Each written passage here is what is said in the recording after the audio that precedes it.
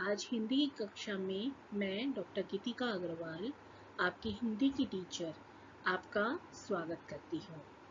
आज हम गद्य साहित्य के अंतर्गत अपने प्रथम पाठ प्रताप नारायण मिश्र द्वारा लिखित बात इस शीर्षक के अंतर्गत पाठ का अध्ययन करेंगे। बात एक बहुत ही अधिक प्रसिद्ध निबंध है जो प्रताप नारायण मिश्र ने बड़े ही प्रभावपूर्ण ढंग से बात की महत्ता, बात की विषय वस्तु के विषय में पूर्ण चर्चा की है। आशा करती हूँ आपको पाठ अच्छा लगेगा और अच्छे से समझ में आएगा। बात की चर्चा करने से पहले आइए हम लेखक के विषय में, प्रताप नारायण मिश्र जी के विषय में सामान्य जानकारी और उनके जीवन परिचय की चर्चा करते हैं।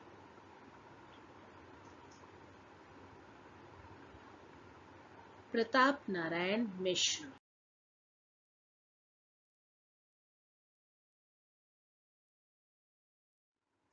उनके जीवन परिचय पर दृष्टि डालते हुए देखते हैं कि प्रताप नारायण मिश्र जी का जन्म 1856 ईस्वी में उन्नाव जिले के बैजे नामक गांव में हुआ था। ये बात ध्यान रखने योग्य है और आप इसे बाय हार्ट मतलब बहुत अच्छे से याद कर लेंगे, स्मरण कर लेंगे कि उनका जन्म 1856 ईस्वी में उन्नाव जिले के बैजे नामक गांव में हुआ था। इनके पिता का संकट प्रसाद एक विख्यात ज्योतिषी थे और इसी विद्या के माध्यम से वे कानपुर में आकर बस गए थे। पिता ने प्रताप नारायण मिश्र को भी ज्योतिषी की शिक्षा देनी चाहिए थी, पर उनमें उनका मन नहीं रम सका था। अंग्रेजी की शिक्षा के लिए इन्होंने स्कूल में प्रवेश लिया, किंतु उनका मन अध्ययन में भी नहीं लगा। यद्यपि उन्होंने मन लगाकर किसी भी भाषा का अध्ययन नहीं किया, तथापि इन्हें हिंदी, उर्दू, फारसी, संस्कृत और बंगला का अच्छा ज्ञान हो गया था। एक बार ईश्वर चंद विद्यासागर इनसे मिलने आए तो इन्होंने उनके साथ पूरी बातचीत बंगला भाषा में की थी। वस्तुतः मिश्र जी ने स्वाध्याय और सुसंगति से जो ज्ञान एवं अनुभव प्राप्त किया, उसे गद्य, पद्य एवं निबंध आदि के माध्यम से समाज को अर्पित कर दिया। मात्र 38 वर्ष की अल्पायु में ही सन 1854 ईस्वी में कानपुर में इनका निधन हो गया। तो मुख्य बातें ध्यान रखने योग्य है इसमें। उनका जन्म स्थान बैजे नामक गांव में, उन्नाव के बैजे नामक गांव उत्तर प्रदेश में हुआ था। उनका जन्म और मृत्यु का सन याद रखने योग्य है कि 1856 ईस्वी में उनका जन्म हुआ था और 1854 ईस्वी में मात्र 38 वर्ष की अल्पायु में उनकी मृत्यु हो गई थी। उनके पिता का नाम संकटा प्रसाद था, जो ज्योतिषी थे। अब उसके बाद मुख्यतः याद करने योग्य बातें होती हैं कि उनकी कृतियां कौन सी थी, उन्होंने किस किस पत्रिका का संपादन किया, उनकी भाषा कौन कौन सी उनकी प्रमुख थी, मतलब लेखन कार्य में उन्होंने किन किन भाषाओं का प्रयोग किया और हिंदी साहित्य में उनका क्या स्थान है। तो उनकी मुख्य कृति के रूप में हम यहाँ डिटेल में भी नीचे पढ़ेंगे, पर हाँ याद करने के लिए आप यहाँ से देख लें। कली कौतुक, हटी हमीर, प्रताप पीयूष, मन की लहर, भारत दुर्दशा, प्रताप समीक्षा और गौ संकट, ये उनकी मुख्य कृतियां हैं। और उन्होंने 2 पत्रिकाओं का मुख्यतः संपादन किया, ब्राह्मण और हिंदुस्तान। ये क्वेश्चन बहुत आ जाता है कि प्रताप नारायण मिश्र जी ने कौन सी पत्रिकाओं का संपादन किया या उनकी मुख्य कृति का नाम बताइए। भाषा के रूप में उन्होंने व्यवहारिक खड़ी बोली का प्रयोग किया और हिंदी साहित्य में उनका मुख्य स्थान हिंदी के प्रचार प्रसार में मुख्यतः रहा, जो स्मरणीय है। अब साहित्यिक परिचय के रूप में देखें तो इसमें उन्होंने क्या क्या साहित्य में अपना योगदान दिया, ये बताना होता है। मिश्र जी ने अपना साहित्य जीवन, ख्याल एवं लावनियों से आरंभ किया था, किंतु आरंभ में उनकी रुचि लोक साहित्य का सृजन करने में ही थी। यहीं से वे साहित्यिक पद के सतत प्रहरी बन गए। कुछ वर्षों के पश्चात ही वे गद्य लेखन के क्षेत्र में उतर आए। मिश्र जी ने भारतेंदु हरिश्चंद्र के व्यक्तित्व से प्रभावित होने के कारण अपना उन्हें गुरु मानते थे। वे उनकी जैसी ही व्यवहारिक भाषा शैली अपनाकर मिश्र जी ने कई मौलिक एवं अनुदित रचनाएं लिखी तथा ब्राह्मण और हिंदुस्तान, जो हम ऊपर भी देख चुके हैं ना, ब्राह्मण और हिंदुस्तान दो पत्रों का सफलतापूर्वक संपादन किया। भारतेंदु जी की कवि वचन सुधा से प्रेरित होकर मिश्र जी ने कविताएं भी लिखी। इन्होंने कानपुर में एक नाटक सभा की स्थापना की, जिसके माध्यम से पारसी थिएटर के समानांतर हिंदी का अपना रंगमंच खड़ा वो करना चाहते थे। वे स्वयं भारतेंदु जी की तरह एक कुशल अभिनेता थे। बंगला के अनेक ग्रंथों का हिंदी में अनुवाद करके भी उन्होंने हिंदी साहित्य में की श्रीवृद्धि की। उनकी साहित्यिक विशेषता यह थी कि दात, भौं, वृद्ध, धोखा, बात, मुच जैसे साधारण विषयों पर भी उन्होंने चमत्कारी पूर्ण असाधारण निबंध लिखे। देखिए कितने कॉमन से शब्द हैं। दात, भौं, वृद्ध, धोखा, बात, मूछ, मूछ मीन्स मूछ, ऐसे सामान्य से शब्दों का प्रयोग पर इन्होंने बड़े ही चमत्कारी और असाधारण निबंध लिखे, जिससे मानव बहुत अधिक प्रभावित हुआ। ये उनका मुख्य साहित्यिक परिचय है, जिससे पता चलता है कि उन्होंने हिंदी साहित्य के क्षेत्र में क्या क्या स्मरणीय योगदान दिया। आइए अब हम उनका भाषा शैली और उनकी कृतियां देखते हैं कि उन्होंने किस किस क्षेत्र में कौन कौन सी रचनाएं।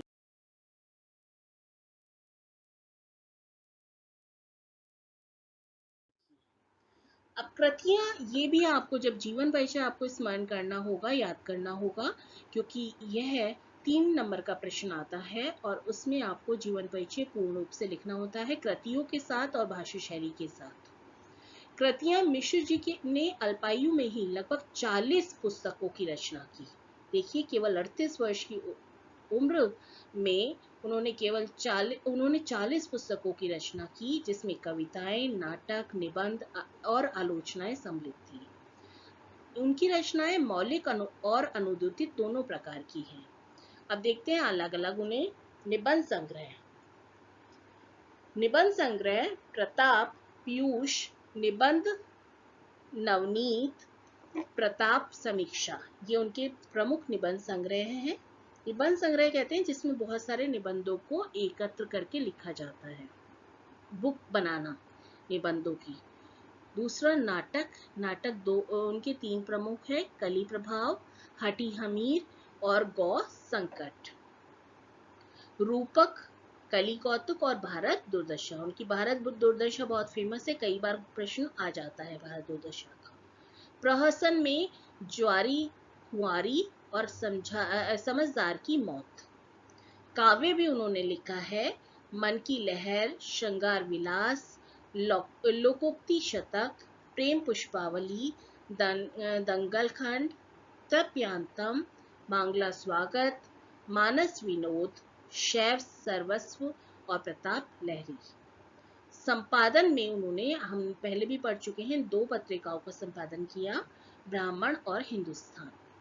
उसके अलावा अनुदित रचनाएं उनकी पंचामृत, चरित्राष्टक, वैष्णवावली, राजसिंह, राधा रानी, कथामाला और संगीत शाकुंतलम आदि हैं।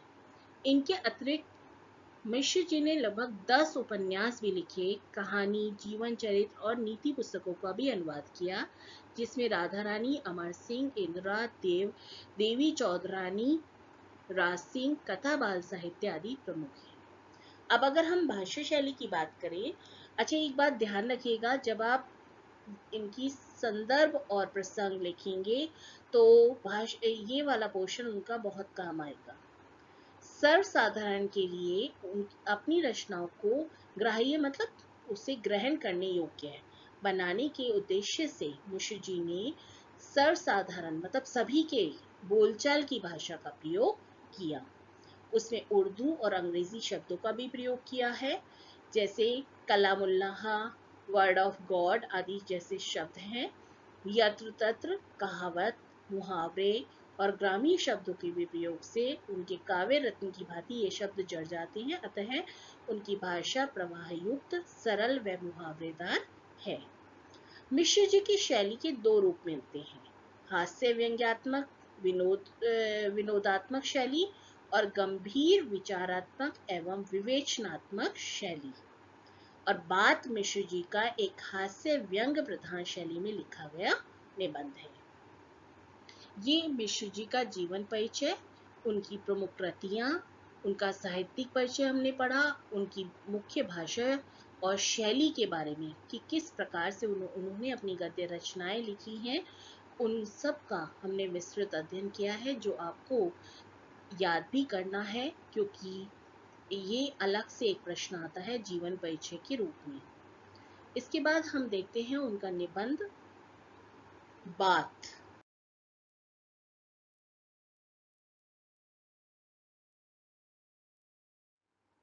जैसे मैंने आपको पहले भी बताया कि मिश्र जी ने बहुत सामान्य से शब्दों पर भी बहुत ही प्रभावपूर्ण निबंध लिखे हैं, जिसका सबसे प्रमुख उदाहरण है बात। ये निबंध है जिसमें सामान्य बातचीत, बात मतलब बातचीत, इस विषय पे उन्होंने बहुत ही प्रभावपूर्ण निबंध लिखा है। आइए पढ़ते हैं। मैं पैसेज के साथ साथ उसकी व्याख्या जहां आवश्यक है वो कराने का प्रयास करूंगी। आप लोग साथ साथ समझते चलिए। उसके पश्चात आपको इसके जो मुख्य गद्य हैं उनमें से प्रश्न छांटकर और कुछ मुख्य इसकी पंक्तियों की व्याख्या भी करनी होगी, इसलिए व्याख्या को ध्यान से समझने का प्रयास कीजिए। यदि हम वैद्य होते तो कफ और पित्त के सहवर्ती बात की व्याख्या करते तथा भूगोलवेता होते तो किसी देश के जलवात का वर्णन करते, किंतु दोनों ही विषयों में से हमें एक बात कहने का भी प्रयोजन नहीं है। वैद्य का मतलब होता है डॉक्टर, कफ और पित्त, कोल्ड और पित्त को कहा जाता है। सहवर्ती मीन्स उसके साथ की बात, मतलब उसके साथ चलने वाली बात की व्याख्या करते, किंतु दोनों ही विषयों में इसका कोई प्रयोजन नहीं है। हम तो केवल उसी बातों के ऊपर दो चार बातें लिखते हैं जो हमारे तुम्हारे संभाषण के समय मुख से निकल निकल के परस्पर हृदयस्थ मीन्स हृदय में स्थित भाव को प्रकाशित करती रहती है। प्रताप नारायण मिश्र जी ने हास्य व्यंग्यात्मक शैली में बातचीत के महत्व पर प्रकाश डालते हुए कहा है कि यदि हम आयुर्वेद के चिकित्सक होते तो निश्चित ही हम अपने शरीर के 3 दोष माने जाते हैं, वात, पित्त और कफ, उनके बारे में बात लिखते। मतलब बात शब्द सुनने के बाद अगर यहाँ पर लेखक कहना चाहता है कि कोई भी शब्द हर व्यक्ति अपने अनुसार समझने का प्रयास करता है। यहाँ एग्जाम्पल वो देता है कि यदि हम आयुर्वेद के वैद्य है ना, आयुर्वेद के चिकित्सक होते और हमारे सामने बात शब्द बोला जाता है तो हम बात को बात ना समझ के उसे वात समझते, क्योंकि आयुर्वेद में 3 रोग माने जाते हैं मुख्यतः शरीर के, कफ, पित्त और वात। ठीक है, तो हम उसके विषय में बात करते। और उसके विपरीत अगर हम भूगोलवेता मतलब भूगोल को जानने वाले होते तो हम वात शब्द से तात्पर्य जलवायु से लेते और हम जलवायु के विषय में बातचीत करते, किंतु हम इन दोनों विषयों के बारे में कोई बात नहीं करना चाहते, मतलब इनसे हमारा कोई तात्पर्य नहीं है, क्योंकि हम तो केवल उसी बात के ऊपर 2-4 बात लिखते, मतलब हम तो केवल बातचीत के विषय में हम जो हमारे मुख से निकलती है, जिसके द्वारा हम अपने हृदय के छिपे हुए बात को, सुख दुख को, राग देश को, क्रोध को, प्रेम को आदि भावों को प्रकट करते हैं। अर्थात यहाँ लेखक यह समझाने का प्रयास करना चाहता है कि हर व्यक्ति अपने अनुसार किसी शब्द का अर्थ निकालता है। लेखक यहाँ पर जिस बात के बारे में बातचीत करना जिस बात के विषय में लिखना चाहता है, चर्चा करना चाहता है, वह सामान्य बातचीत है। ना तो वो आयुर्वेद के चिकित्सक के समान रोगों के विषय में बात करना चाहता है, और न ही भूगोल वेता के समान वह जलवायु के विषय में बात करना चाहता है।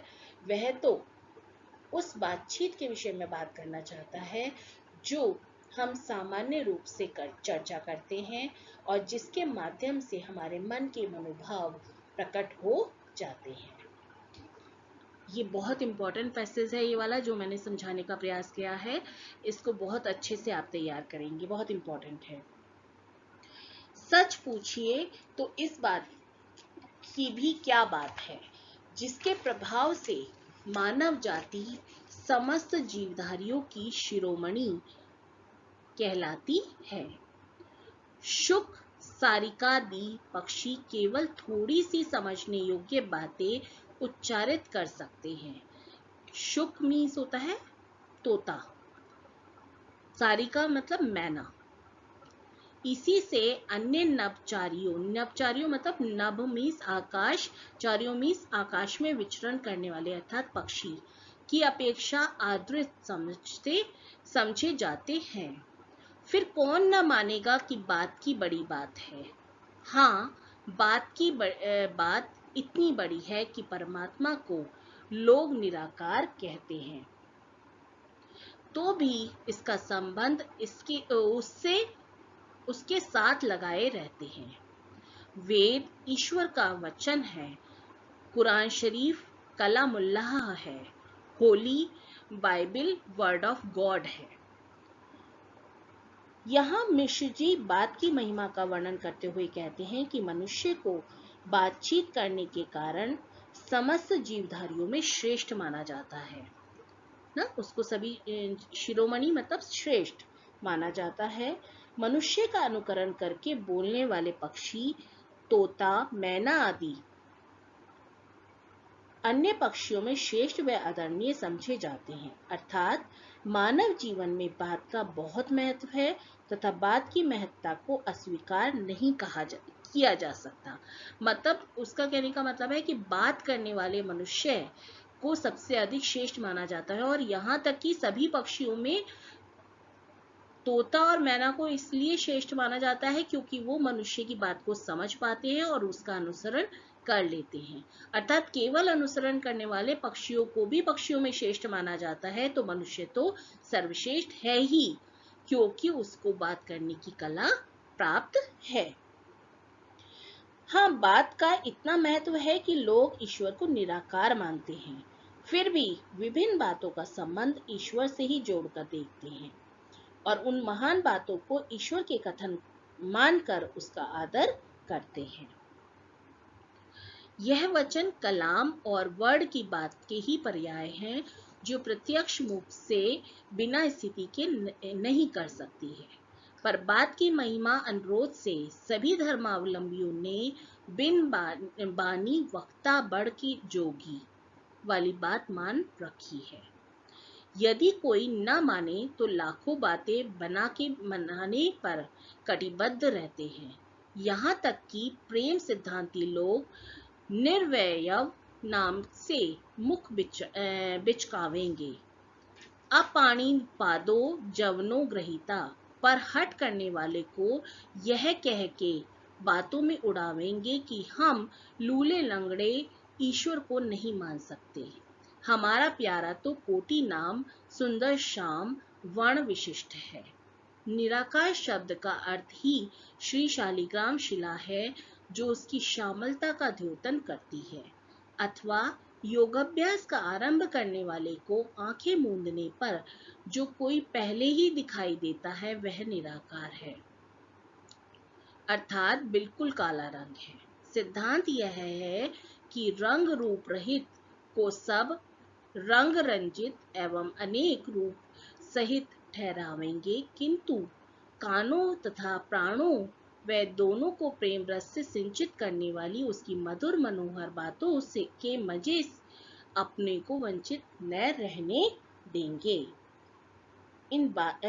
इस गद्यांश में लेखक यह कहना चाहता है कि बात का महत्व इतना महत्वपूर्ण है कि कुछ लोग वाणी रहित ईश्वर के अस्तित्व को भी स्वीकार नहीं करते हैं और कुछ लोग निराकार ईश्वर को ही सर्वस्व मानते हैं।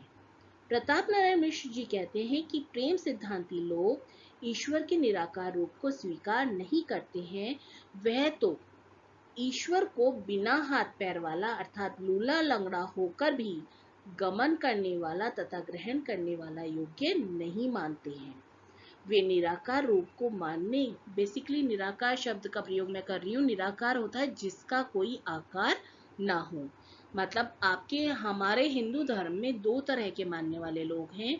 एक तो वो हैं जो मूर्ति पूजा मतलब राम कृष्ण देवी माँ शिव जी इन सब ईश्वर को मानते हैं और मूर्ति पूजा करते हैं, मतलब उनके एक स्वरूप को देखते हैं कि उनके ऐसे ऐसे अंग हैं, उनका ये पहनावा है, वो सब देखते हैं। और एक दूसरा है कि जो भगवान को ये मानते हैं कि भगवान सब जगह विद्यमान है और भगवान का कोई न रूप है, न रंग है, न अंग है, कुछ भी नहीं है। वो सिर्फ हमारी श्रद्धा, हमारे मन और प्रकृति के हर क्षेत्र में विद्यमान है। तो लेखक क्या कहना चाहता है कि जो लोग प्रेम में विश्वास करते हैं वो इस बात की हट करते हैं कि हम ऐसे ईश्वर को नहीं मान सकते, लूले लंगड़े ईश्वर को नहीं मान सकते, अर्थात हम ऐसे ईश्वर को नहीं मान सकते जिनका कोई अस्तित्व ही समझ ना आता हो। हमें तो सिर्फ वह ये ना सुंदर श्याम रंग विशिष्ट है, मतलब हमें तो उसी ईश्वर पे विश्वास है जो इतने सुंदर रूप में हमारे सामने विद्यमान है, अपनी विभिन्न क्रियाकलापों से हमें आनंदित करता है।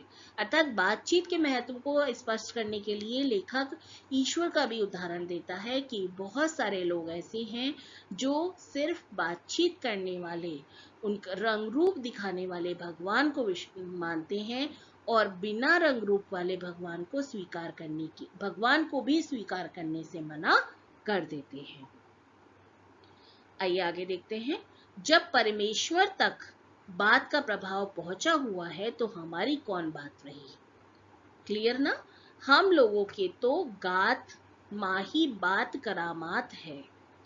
नाना शास्त्र पुराण इतिहास काव्य कोश इत्यादि इस बात के ही फैलाव है, जिसके माध्यम से एक एक बात ऐसी पाई जाती है जो मन बुद्धि चित्त को अपूर्व दशा में ले जाने वाली, अथच लोक परलोक में सब बातें मनाने वाली है।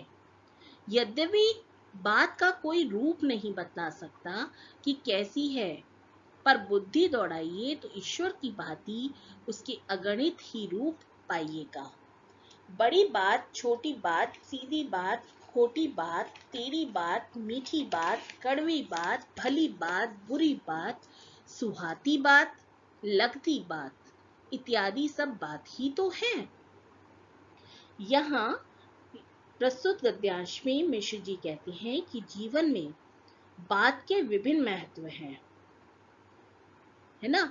बात के माध्यम से लेखक ने समझाने का प्रयास किया है कि बात के विभिन्न महत्व हो जाते हैं और विभिन्न प्रकार के शास्त्रों में, इतिहास में, पुराणों में मनुष्य की बुद्धि चित्त में हृदय को अपूर्व दिशा में ले जाने वाली और लोक परलोक की बातें बनाने वाली बात ही तो है। अर्थात बात मनुष्य को आनंद की भी प्रदान करती है और मनुष्य के हृदय में दुख भी पहुंचाती है।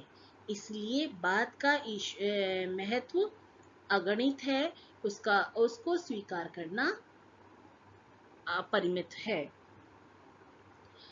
आज हम इतना ही करेंगे। इसके बाद का थोड़ा सा पैराग्राफ और रहता है, थोड़ा सा पार्ट, आधा पार्ट, उसको हम अगले पार्ट में करेंगे। आशा करती हूँ आपको क्लियर हो गया होगा। इसके बाद का पार्ट नेक्स्ट स्लाइड में करेंगे हम।